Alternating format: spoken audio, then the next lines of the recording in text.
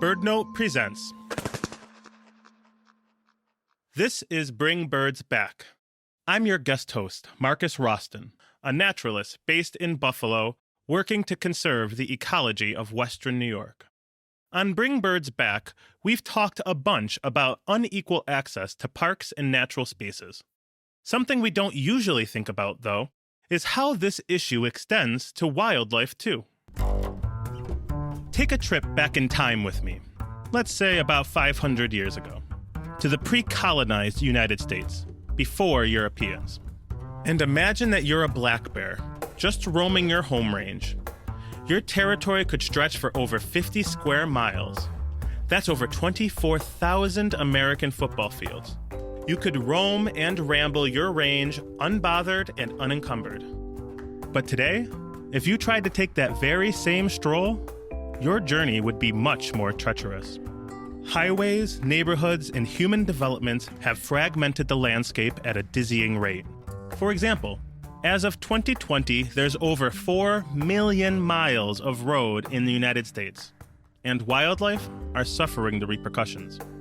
My fellow bird nerds might be familiar with the concept of flyways, the typical routes taken by migrating birds between their overwintering in the south and their breeding ranges up north. These journeys span all continents and oceans, with each species belonging to a unique pathway of their own. But what about the wildlife without wings? That's where wildways come into play. A wildway is essentially a flyway for mammals and other land-based organisms. It's a system of protected core areas that reconnect the landscape and relink wildlife back to their migration paths. It's a relatively new concept, inspired by indigenous practices, and I recently began a new role, making it a reality, as the director of the Western New York Wildway. Today, you'll hear from my future collaborators, Dr. Liz Hillard and Christine Laporte of the Wildlandsnetwork. Liz is the senior wildlife biologist of the Appalachian region. We'll hear about her work later. First up is Christine Laporte, the Eastern Program Director. All right, Christine. Thanks for being here. Can you help me dive into more of the history of wildways, how they function, and why they're important? What defines a wildway? Absolutely. Thank you.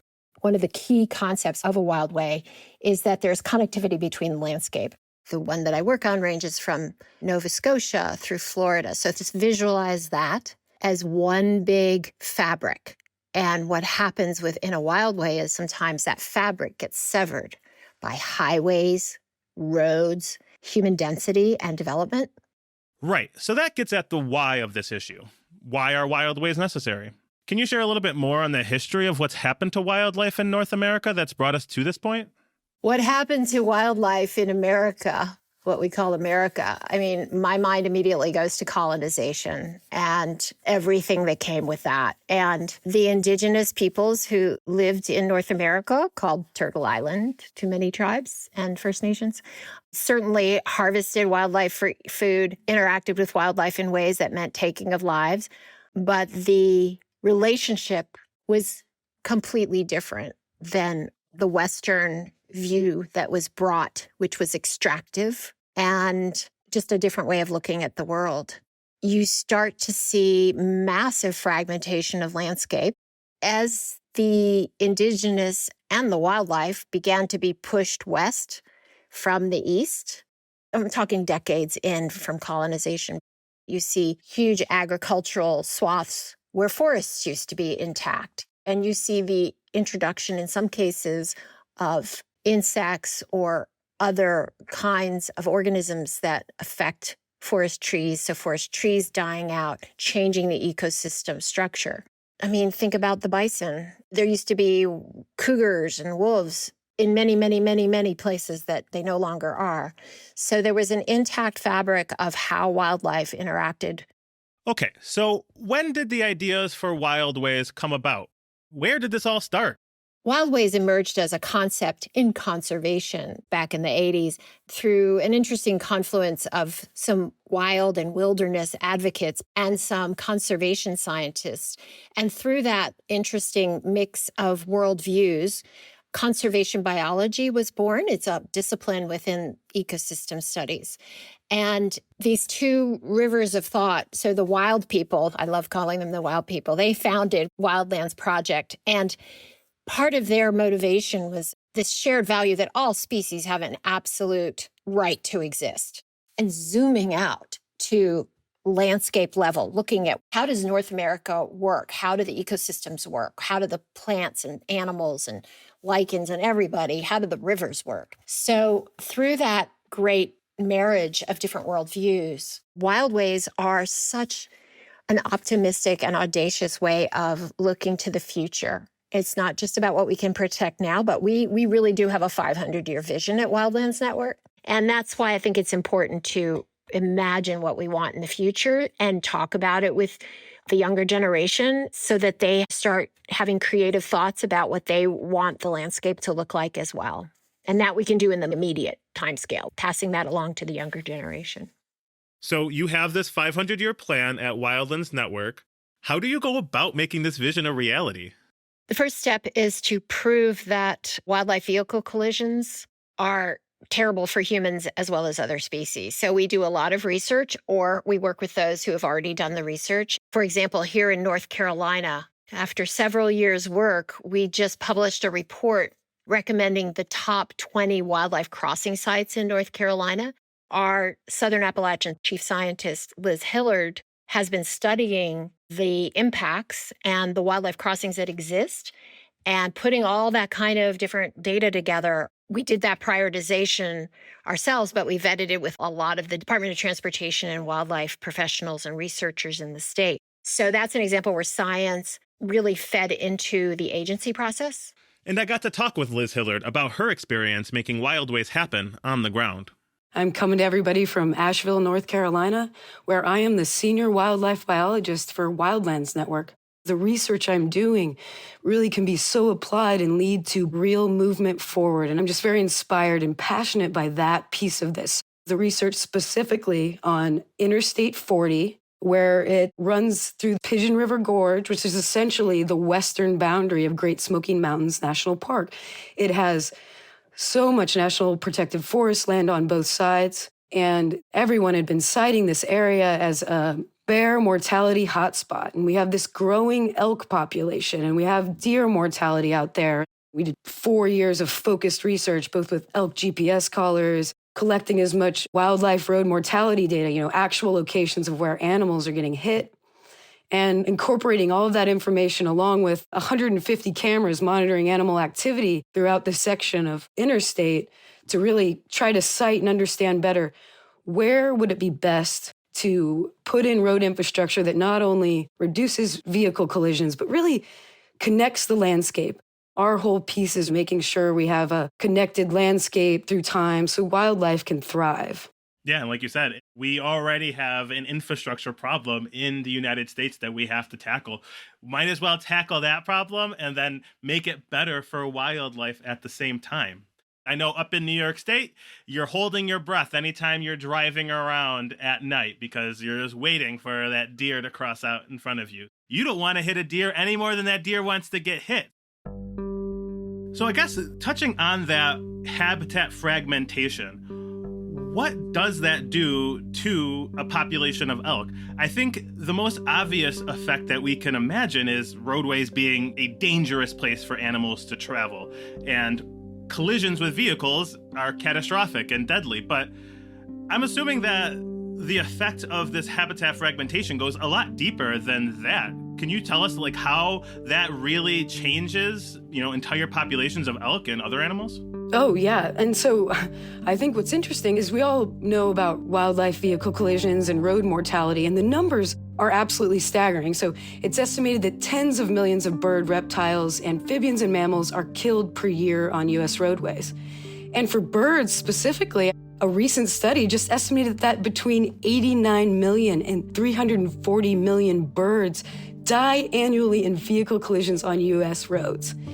And while that amount of wildlife mortality is almost impossible to fathom and wrap your head around, The issue is actually much larger because beyond mortality, they create these barrier effects, and that restricts animal movements.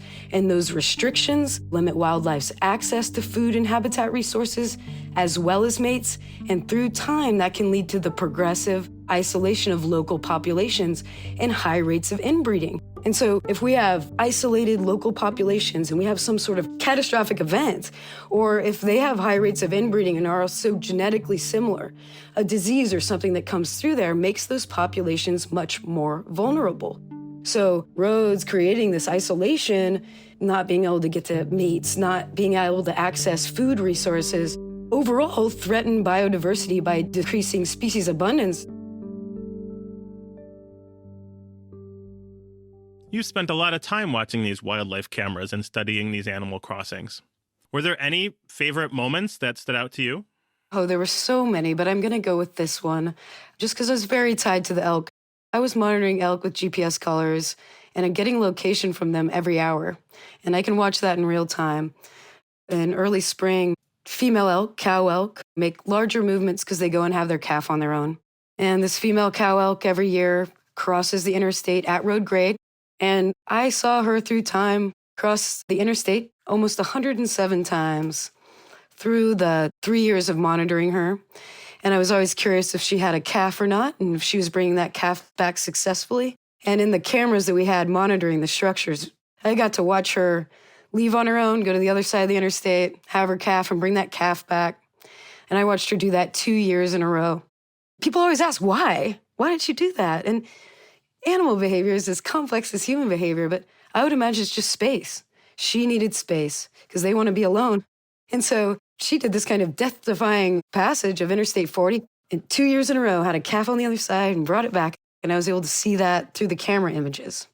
Wow, that interaction makes all of this feel so much more real. Shifting gears a bit, how would you explain the importance of habitat connectivity to someone just learning about it? One of my favorite examples is black bears here in the Appalachian Mountains. Black bears are really dependent on acorns. And we know that acorns, both red and white acorns, they have high mast years where they produce a lot of acorns, and years where there's what they call mast failure, where the trees don't produce a lot of acorns. And that's cyclical, and sometimes it changes regionally. But in those years where we know it's a bad acorn year and there's not a lot of acorns available, it's exponential in bear mortality along roadways because due to the fragmentation of the habitat, bears can't find acorns in their smaller fragmented areas, so they need to move larger distances to go find food. That puts them coming up across roads and human developments constantly, and that's why we see in years with not a lot of acorns, a lot of bear mortality on the roadway. The roads and fragmentation development reduces foods that are available, make wildlife have to move farther, and that's where they can get into trouble. I would say in the last 50 to 70 years, just our increase in creating large interstate roadways just throughout areas, and a good example of that is, again, the Pigeon River Gorge. That interstate was built in 1960. So it hasn't been there that long. And prior, that was a decently, if I may use it, pristine area with very few roads running through this completely rugged gorge.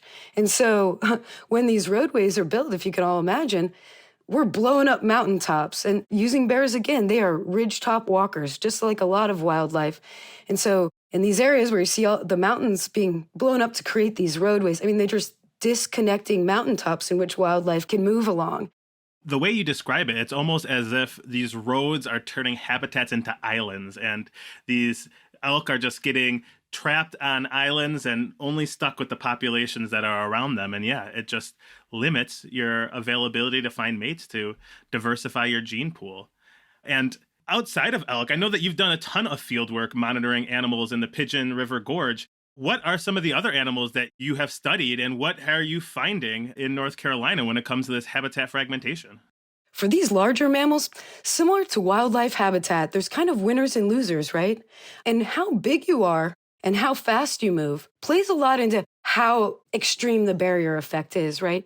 So really for elk, they're easy for us to see in cameras. When they're killed on the road, we see them. They're easy to put collars on.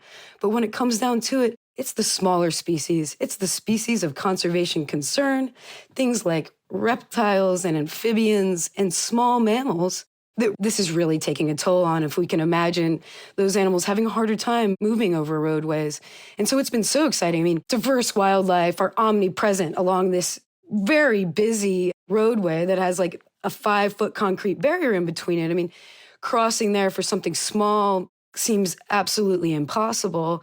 And I worry that the solutions aren't being focused maybe where they should be on some of these smaller animals. So a diversity of wildlife, from a bunch of wood rats to spotted skunks to bobcats, gray foxes, red foxes, eastern cottontails, copperhead snakes, timber rattlesnakes, a diversity of salamanders, eastern box turtles. You know, what gets difficult with the larger structures is their cost. They're very hard to afford, but I'm excited to be working with these lesser known or species of concern animals that I really think we can make some leeway on if we can get these smaller experimental structures throughout the Appalachian area to help our wildlife, such as like timber rattlesnakes, who are so cryptic and move so slow. And so while roads aren't necessarily the number one factor that are reducing, black bear, white-tailed deer, elk populations, they are the number one factor impacting populations of timber rattlesnakes that I know y'all have up there and we have throughout the region, and turtles as well. I'm glad that you brought up amphibians too, because that's something that we up here in New York State, we also, give some attention to. Spotted salamander migration. We have crews that will go out on those warm, rainy spring nights just to help salamanders cross the road. And it's one of those things where those smaller animals, they might not get as much visibility or publicity, but they could be impacted, even more than, like you mentioned, some of those bigger animals that can make it across the road. We're going to take a quick break, but when we come back, we'll hear how Liz's work helps find the most effective places for Wildway infrastructure, why connecting with partners is crucial for success, and what we can all do to help. Stick around.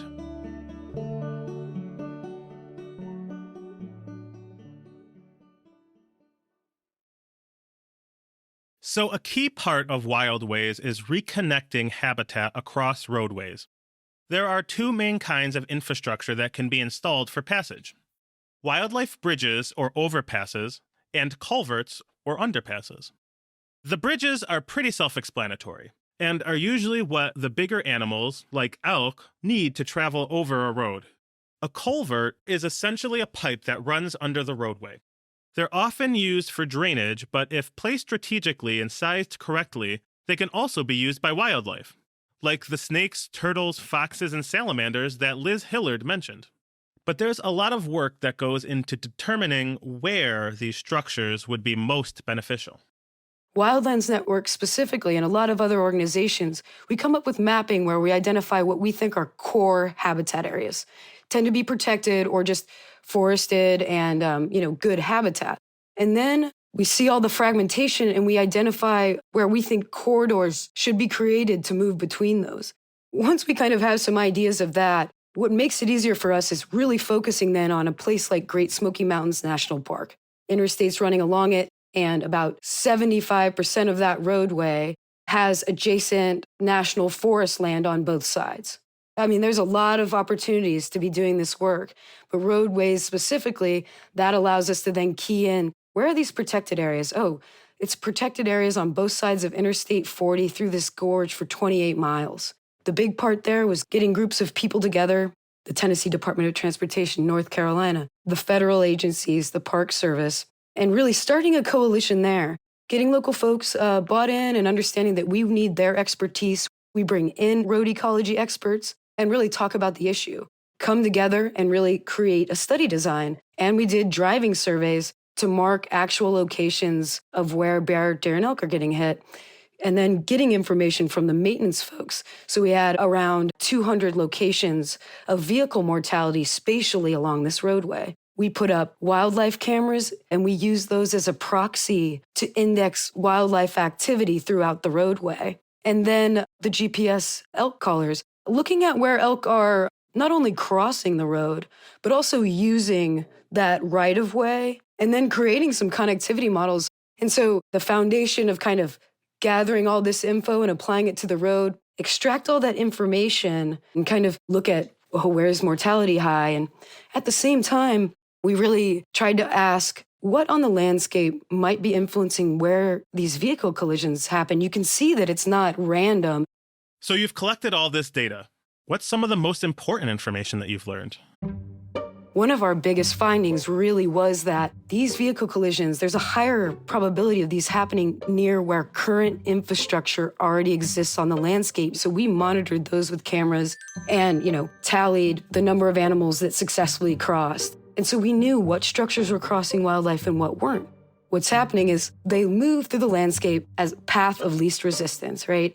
You're trying to save energy. You're not going to be scaling up a large mountain. And so we've really created our infrastructure, our roadways, also along these paths of least resistance, as well as they're following the riparian corridors, which we know that streams and rivers are so important for wildlife movement. They end up along a road where there's a bridge or along the water where there's a culvert.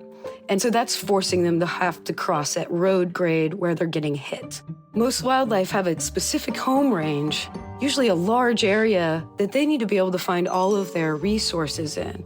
What happens when we have human development that limits that, it reduces that habitat, fragmenting it, or a road runs right through the middle of a large parcel of important habitat, that's fragmenting it, reducing the size of the habitat in a large chunk that can be accessible where these resources are available. Okay, so you build Wildway infrastructure, these culverts and bridges to help wildlife. But it's not like elk and snakes are using Google Maps, right? At the next culvert, slither right. There's nothing telling them to go a mile down the highway to this nice, safe bridge. How do they know where to go? Or how do you get them to use it? It really comes down to the fencing piece, which actually is like the less glamorous part of all of this, but fencing is really necessary, not only to guide the wildlife to that crossing, but keep them off of the roadway, especially for ungulates, so elk and deer. We have a lot of metrics knowing that they really prefer larger structures. They need a line of sight since they're prey. They want to be able to see.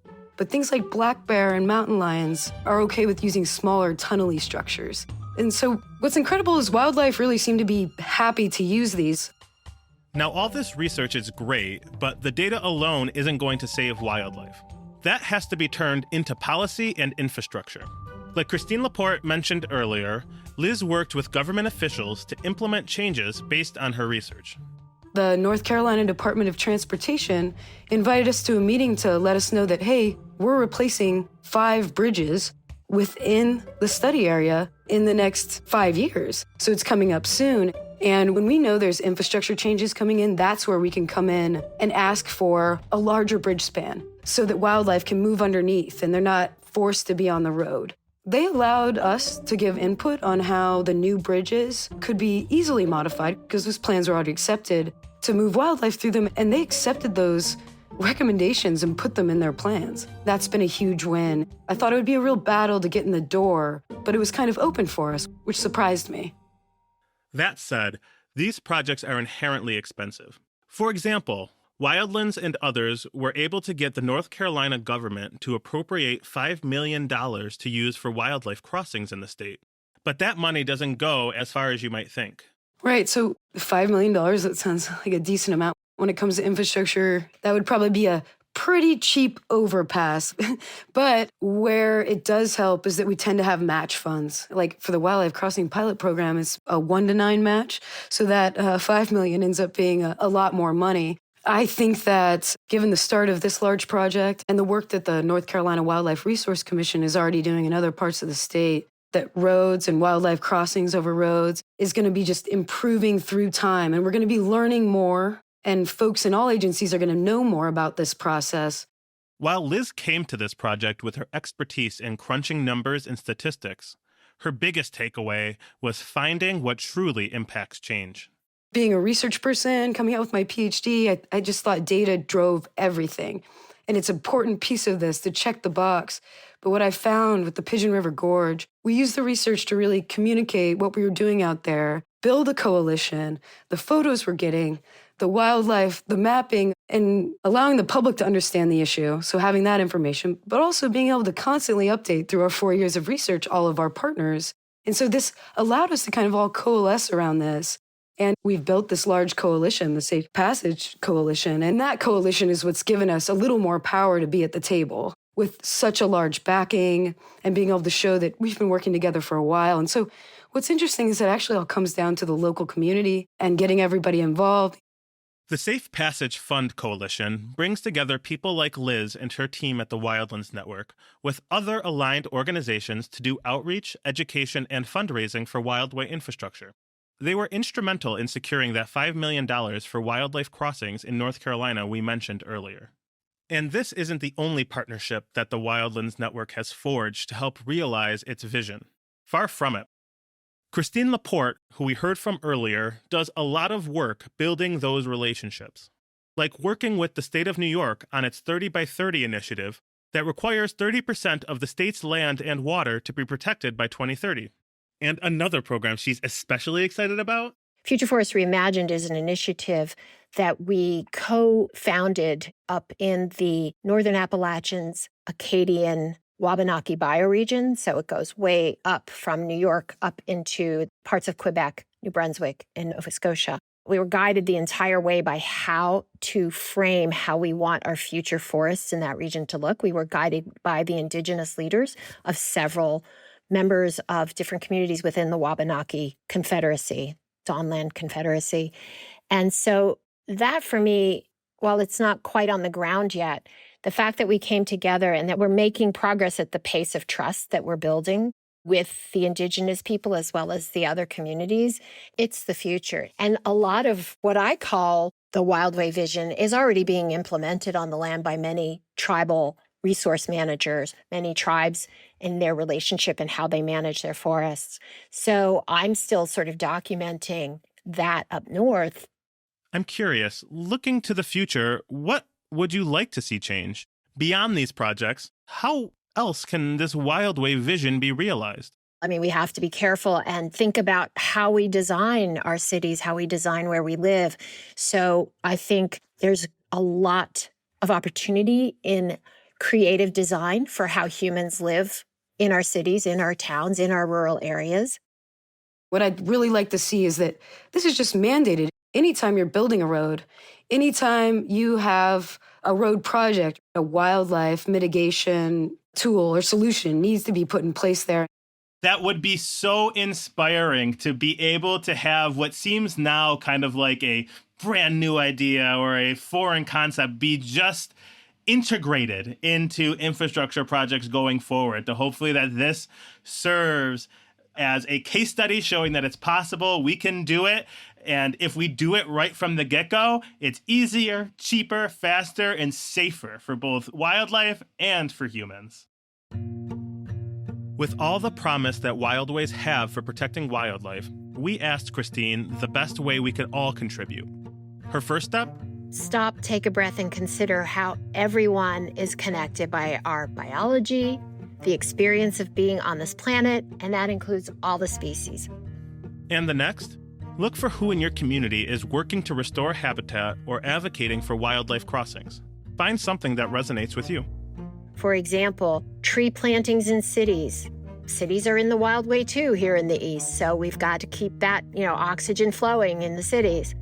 Other ways you can support local wildlife in general: learn who lives in your backyard. Then use community science projects like iNaturalist to give researchers data to help our fuzzy friends. Don't be so quick to do your typical fall cleanup, as leaves, dead flowers, and ornamental grasses provide beneficial nutrients and shelter for birds, insects, and other wildlife. Vote! Projects as large as Wildways need support from every level of government. And if you still have questions, be in touch with me. I'm happy to help.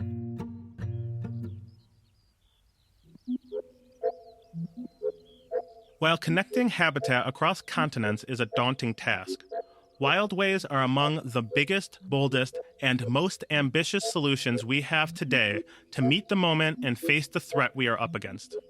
The Living Planet Index, a global measure for animal populations, recently reported an average 69% decrease in monitored wildlife populations since 1970. That's a lot of species to recover. It's worth mentioning that improved road crossings in strategically protected land are also useful for low-flying songbirds and ground birds like ruffed grouse, wild turkey, or flightless wood ducklings that rely on these pathways to find their nearest ponds. Just as flyways are crucial to plant pollination and pest control, which benefits mammals, wildways are equally important in making birds' migration safer and more climate resilient as well. I want to thank the team at BirdNote for this awesome opportunity to jumpstart my training from two of the leaders in this field. Much gratitude to Christine Laporte and Dr. Liz Hillard for sharing their phenomenal insight and knowledge about wildways. Now, it's time for me to get to work here in Western New York, and for all of you to take action for your nearest wildland, for the sake of the wildlife and ourselves.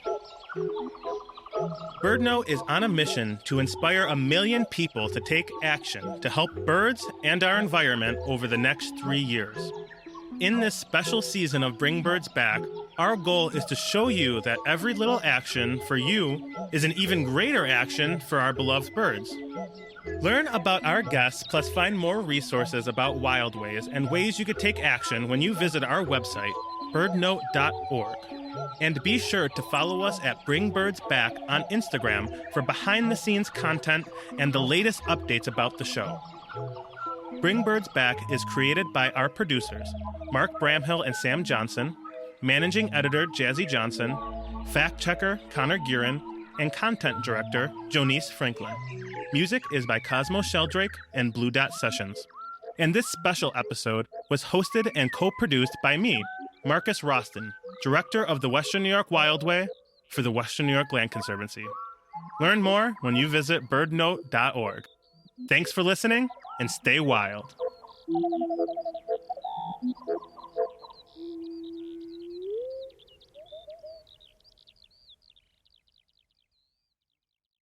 There are crossings for flying squirrels. They have these little areas that they can fly over, how we can connect as many layers of the ecosystem as possible. That's what we're doing. I never even thought of a flying squirrel corridor, so that's a fun visual too.